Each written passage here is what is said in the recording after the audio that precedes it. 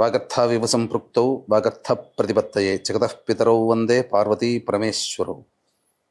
ఆదిత్యాయ చ సోమాయ మంగళాయ బుధాయ చ గురుశుక్ర శనిభ్యశ్చరాహవే కేతవే నమః. శృంగేరి జగద్గురు పీఠాధిపతులకి, కంచి పీఠాధిపతులకి నమస్కారములు తెలియచేసుకుంటూ కార్యక్రమాన్ని ప్రారంభిద్దాం.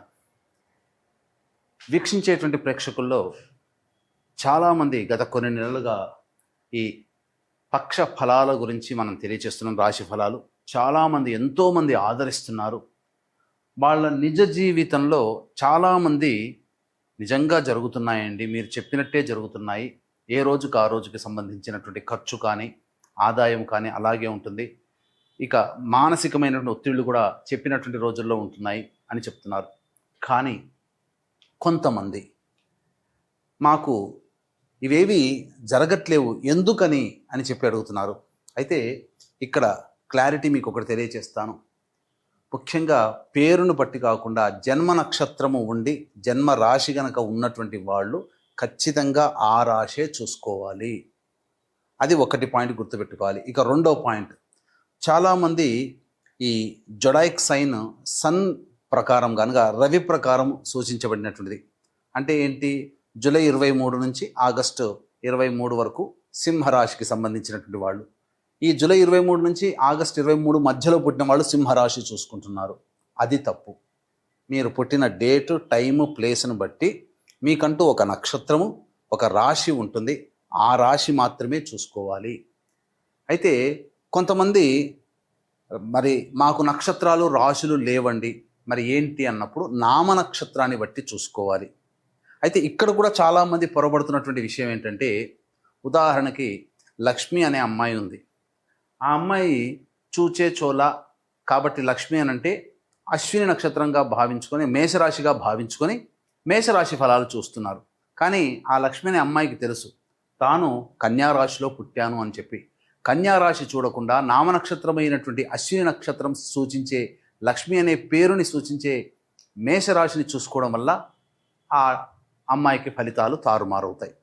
కాబట్టి ఏతావాత చెప్పొచ్చేది ఏంటంటే, కంక్లూజన్ ఒకే మాటలో చెప్పాలంటే, మీకు జన్మ నక్షత్రము ప్రకారము జన్మ రాశి ఉంటుంది. ఆ రాశిని బట్టే చూడాలి తప్ప సన్ జొడాయిక్ సైన్ అనగా ఈ మంత్లో పుట్టిన వాళ్ళు ఈ రాశి అని చెప్పుకుంటారు కదా, అది తప్పు. అది ఫాలో కాకూడదు. అలాగే మీకు జన్మ నక్షత్రము జన్మ రాశి తెలియకపోతేనే అప్పుడు నామ నక్షత్రాన్ని బట్టి చూసుకోవాలి. ఇది క్లారిటీగా అందరూ గమనించగల ప్రార్థన. అప్పుడే ఇప్పుడు నేను చెప్పబోయే ప్రతి పక్ష ఫలాలు, చెప్పబోయే ఫలితాలు మీకు దాదాపుగా 90% మీకు సూట్ అవుతాయని చెప్పవచ్చు. ఇక గమనించుకున్నట్లయితే 12 రాశులకి సంబంధించినటువంటి ఫలితాలు మనం తెలుసుకునే ముందు ఈ యొక్క జూన్ 1వ తారీఖు నుంచి 15వ తారీఖు వరకు గ్రహ సంచారం ఏ విధంగా ఉందో తెలుసుకుందాం. యాజ్ యూజువల్గా శని మీనరాశిలో, రాహు కుంభరాశిలో, కేతు సింహరాశిలో, అలాగే శుక్రుడు మేషరాశిలో మరియు వృషభ రాశిలో రవి సంచారము, 6వ తారీఖు వరకు బుధుడు వృషభ రాశిలో, 7వ తారీఖు నుంచి బుధుడు మిథున రాశిలో, అలాగే గురువు మిథున రాశిలో, కుజుడు 6వ తారీఖు వరకు కర్కాటక రాశిలో, తదనంతరం 7వ తారీఖు నుంచి కుజుడు సింహరాశిలో మరియు కేతు కూడా సింహరాశిలోనే సంచారం చేస్తున్నాడు. కాబట్టి దీన్ని బట్టి ఫలితాలు ఆయా రాశుల వారికి ఏ విధంగా ఉండబోతుందో మనం తెలుసుకునే ప్రయత్నం చేద్దాం. ద్వాదశ రాశులలో భాగంగా 6వదైనటువంటి కన్యా రాశిలో జన్మించినటువంటి వారికి జూన్ 1వ తారీఖు నుంచి 15వ తారీఖు వరకు ఏ విధంగా ఉండబోతుందో తెలుసుకునే ప్రయత్నం చేద్దాం.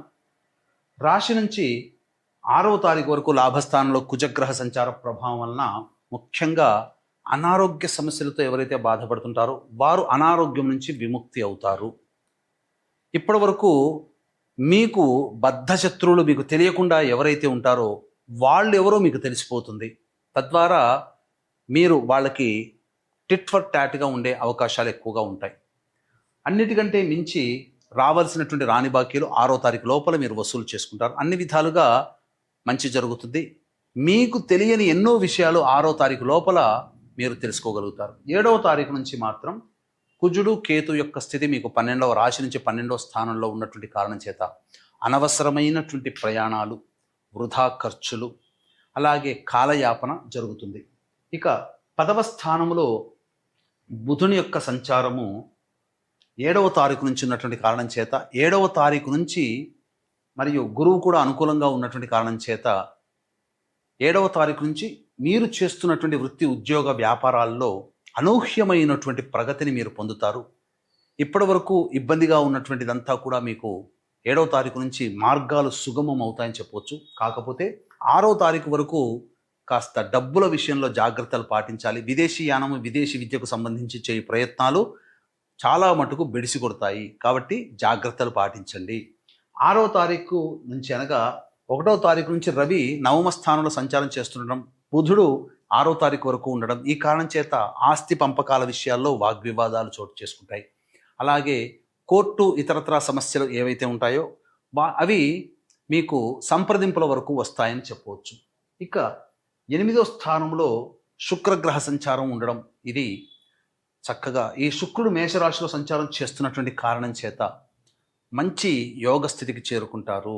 ముఖ్యంగా కుటుంబపరమైనటువంటి సమస్యలు ఏవైతే ఉంటాయో అవన్నీ తీర్చుకోగలుగుతారు. రావలసినటువంటి రాణి బాకీలు శుక్రగ్రహ ప్రభావం వలన మీరు పొందుతారు. స్త్రీ సౌఖ్యము చక్కగా ఉంటుంది. కోల్పోయినటువంటి బంధుత్వాలు, మిత్రుత్వాలు మళ్ళీ తిరిగి సంపాదించుకుంటారు. సప్తమ శని ప్రభావము యోగదాయకంగానే ఉంటుంది. పెద్ద ఇబ్బందులు అనేటువంటివి ఏమీ ఉండవు. కాకపోతే ప్రతి పని యందు మీకు అనాసక్తి ఉంటుందని చెప్పవచ్చు. రాహువు మీకు మంచి యోగ స్థానంలోనే ఉన్నాడు కాబట్టి శత్రువులపై మీదే విజయం. పోటీ పరీక్షల్లో ఉన్నటువంటి విద్యార్థులకి ఇది విజయాన్ని చేకూరుస్తుంది. ఊహించిన దానికంటే మంచి ర్యాంకులో మీరు మంచిగా పొజిషన్ని సంపాదించుకుంటారని చెప్పవచ్చు. ఏదైనప్పటికీ కూడాను మిశ్రమమైనటువంటి ఫలితాలు ఈ యొక్క కన్యా రాశిలో జన్మించినటువంటి వారు పొందుతారని చెప్పవచ్చు. ఇక కన్యా రాశిలో జన్మించినటువంటి మహిళలు ప్రధానంగా 1వ తారీఖు నుంచి 15వ తారీఖు వరకు మీ వాక్కుకి తిరుగంటూ ఉండదు. ఇంతకుముందు మిమ్మల్ని అవమానించిన వాళ్ళే మళ్ళీ మీకు పెద్దపీట వేసి మిమ్మల్ని గౌరవిస్తారు, మీ మాటకి విలువ ఇస్తారు. కాకపోతే డబ్బులు బాగా ఖర్చు పెడతారు. డాబు కోసం కావచ్చు, హోదాని పెంచుకోవడం కోసం కావచ్చు, ఎదుటివారిలో చాలా రిచ్గా కనబడాలనే సదుద్దేశంతో మీరు ఊహించిన దానికన్నా ఎక్కువగా ఖర్చులు పెట్టేస్తారు. అనవసరంగా ఎదుటి వాళ్ళకి డబ్బులు అప్పుగాను ఇస్తుంటారు. కాబట్టి జాగ్రత్తలు పాటించండి.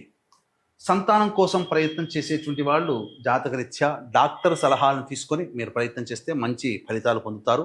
ఆల్రెడీ కన్సీవ్ అయినటువంటి వాళ్ళు జాగ్రత్తలు పాటించాలి. అలాగే వివాహం కోసం ఎదురు చూసేటువంటి మహిళలకి కాస్త ప్రయత్నాలు గట్టిగా చేస్తే తప్ప వివాహ సంబంధాలు కుదరవని చెప్పవచ్చు. ఇక గమనించుకున్నట్లయితే జూన్ 11వ తారీఖు రోజున మహాజ్యేష్ఠ పౌర్ణమి. జ్యేష్ఠమాసము బుధునికి సంబంధించింది, బుధవారము బుధునికి సంబంధించింది, జ్యేష్ఠ నక్షత్రము బుధుడు అధిదేవత. కాబట్టి ప్రధానంగా ఈ మహాజ్యేష్ఠ పౌర్ణమి రోజున ఏ దేవత అనుగ్రహం కోసం మనం పాటుపడతామో ఆ దేవత అతి శీఘ్రంగా ఫలితాన్ని ఇస్తుంది. అయితే మనం మాత్రమైనటువంటి మనకి నవగ్రహాలు అనుకూలించాలి. కాబట్టి ఈ నవగ్రహాల యొక్క సంపూర్ణ అనుగ్రహం అతి శీఘ్రంగా కలగడం కోసం, ఎందుకంటే నవగ్రహాలతోనే మన జీవితం ముడిపడి ఉంది. మంచి చెడు మనకేది జరగాలన్నా నవగ్రహాలే. కావున ఇట్టి నవగ్రహాల యొక్క అనుగ్రహం కోసం సంపూర్ణ నవగ్రహ శాంతి మరియు జాతకరీత్యా కలుగు విద్య, వివాహ, ఉద్యోగ, దాంపత్య, అనారోగ్య సమస్యల నివారణకి సర్వదోష నివారణ పూజలు, హోమాలు జరిపించి కరుంగలి మాలని మీకు శక్తిపాతం చేసి ఇవ్వడం జరుగుతుంది. అవకాశం ఉన్న వాళ్ళు ఈ 11వ తారీఖు రోజున ఉదయం 9 గంటలకి ప్రారంభమవుతుంది కాబట్టి ఉదయం 8 గంటల లోపల మీ గోత్రనామాదులు నమోదు చేసుకోవచ్చు. ఇంకా వీలైతే ఇంకా ముందుగానే నమోదు చేసుకునే ప్రయత్నం చేయండి. ఇక దైనందిన కార్యక్రమంలో 1వ తారీఖు రోజున మీరు అన్ని రంగాలలో ఉన్నటువంటి వాళ్ళకి అద్భుతమైనటువంటి ఆదాయము చేకూరుతుంది. సంతోషంగా జీవితాన్ని గడుపుతారు. విందులు వినోదాల్లో పాల్గొంటారని చెప్పవచ్చు. ఇక 2, 3, 4 తేదీల్లో ప్రశాంతత లోపిస్తుంది. ఒక జిగ్జాగ్ వ్యవస్థలాగా ఉంటుంది. ఏ పని చేయాలన్నా ఆసక్తి ఉండదు. ఖర్చులు అధికంగా ఉంటాయి. సరిగ్గా నిద్ర పట్టకపోవడము, అలాగే సమయానికి భోజనం చేయలేకపోవడం అనేటువంటి ఇబ్బందులు ఉంటాయి. 5, 6 తారీఖుల్లో పెండింగ్లో ఉన్నటువంటి పనులని పూర్తి చేసుకుంటారు. మరీ ముఖ్యంగా జాతకరీత్యా ఈ సంబంధించినటువంటి రావాల్సినటువంటి రాణి బాకీలు వసూలు అవ్వడం ఆనందకరంగా ఉంటుంది. అలాగే పాత మిత్రులను కలుసుకుంటారు, విందులు వినోదాల్లో పాల్గొంటారని చెప్పవచ్చు. 7, 8, 9 తేదీల్లో కనుక చూసుకుంటే కుటుంబ సభ్యులతో వాగ్వివాదాలు పెరుగుతాయి.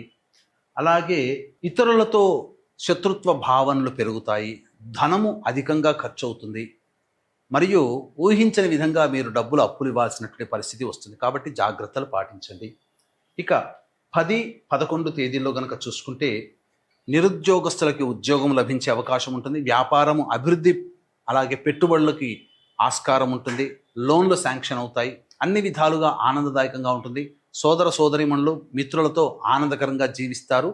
చక్కగా మీరు ఇతరుల సహాయ సహకారాలతో మీ పనులని పూర్తి చేసుకుంటారు. ఖర్చుకు మించిన ఆదాయం లభిస్తుందని చెప్పవచ్చు. 12, 13, 14, 15 తేదీల్లో కనుక చూసుకున్నట్లయితే వాహనాన్ని నడిపేటప్పుడు జాగ్రత్తలు పాటించాలి. తల్లిగారి ఆరోగ్యం పట్ల శ్రద్ధ వహించాలి. అనవసరమైనటువంటి గృహోపకరణాల ఖర్చులకు అధికంగా వెచ్చిస్తారు, మరియు వాహన మరమ్మతులు జరుగుతాయి. అలాగే మీ ఆరోగ్యం పట్ల కూడా శ్రద్ధ వహించాలి. ఏ తర్వాత చెప్పొచ్చేది ఏమిటంటే, మనకు ప్రధానంగా 2, 3, 4, 12, 13, 14 తేదీల్లో ఖర్చులు అధికంగా ఉంటాయని చెప్పవచ్చు. ఇప్పుడు ఇవి చెప్పినటువంటివన్నీ కూడాను మన రోజువారీ కార్యక్రమాల్లో జరిగేటువంటి మంచి చెడు, ఖర్చు, ఆదాయం. ఇప్పుడు చెప్పినటువంటి వాటికంటే ఇంకా వివిధంగా మీరు మీ యొక్క జీవితాన్ని తెలుసుకోవాలి అని అంటే ఏం జరగబోతుంది భవిష్యత్తులో అనంటే, మీ యొక్క జన్మ జాతకంలో నడుస్తున్నటువంటి గ్రహ దశాంతర దశల ప్రభావము మనం చూసుకోవాలి. కావున దగ్గరలోని మంచి ఉపాసనా పరులైనటువంటి జ్యోతిషుని సంప్రదించి వారి సలహాలు సూచనలు కనుక పాటించినట్లయితే మరింత మెరుగైనటువంటి జీవితాన్ని పొందడానికి ఆస్కారం ఉంటుందని చెప్పొచ్చు. అలాగే మహాజ్యేష్ఠ పౌర్ణమి రోజున ఏ దేవతానుగ్రహం కోసం మనం పాటుపడతామో ఆ దేవతానుగ్రహం కలుగుతుంది.